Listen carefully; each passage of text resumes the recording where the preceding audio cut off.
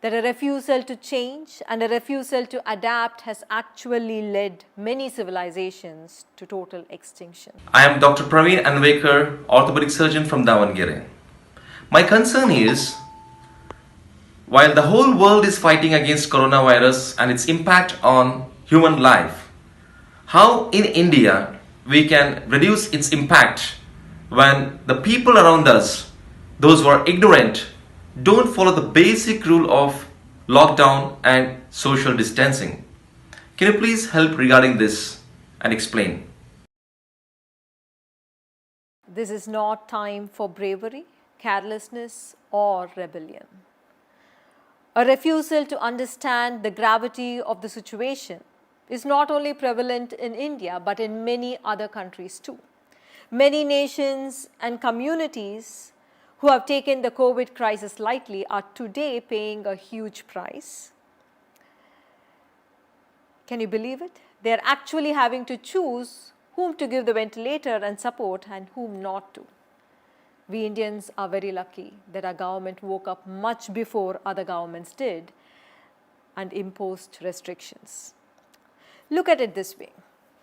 Just as when a tsunami rises, you bow down to the power of nature and you run away from it.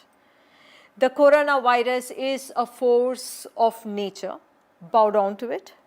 Respect nature's force by remaining indoors. Let me tell you a story today from ancient India. In India was a famous philosopher teacher who taught non-duality, Advaita, as the nature of existence. He taught his students that everything was Brahman or the supreme essence.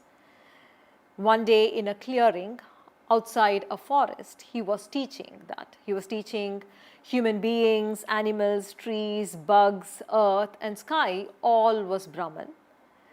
There was nothing that was not Brahman. Even as he taught this, an elephant in heat was rushing towards their clearing.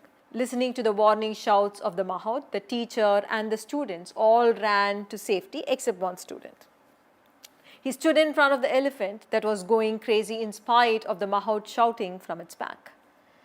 The crazy elephant lifted the student with its trunk and threw him on the roof of the hut nearby and continued running down the street. The bruised student angrily came to the teacher and shouted, "Your teaching is wrong.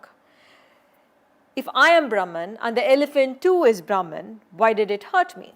To which the teacher compassionately asked, "But why did you not listen to the advice of the Mahout Brahman?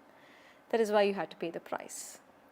The leaders of our country, the doctors, nurses, our healthcare professionals are like the Mahout in the story asking you to make way. They are asking you to stay indoors till the danger has passed. Let us not please act like the foolish student who thought nothing would hurt him. Let us move from unawareness to awareness. Let us respect our leaders and make way for the danger to pass. Nature is kind, nature is benevolent. Nature can also be fierce. When nature is kind and benevolent, be grateful. When nature is beautiful, celebrate her splendor. When nature is fierce, bow down with respect and maintain a distance. Before I end, let me remind you that a refusal to change and a refusal to adapt has actually led many civilizations to total extinction. As a race, I'm sure we don't want to enter history. Let us be alive. Let us be current. This is a small thing. Don't make a big deal of staying indoors, please.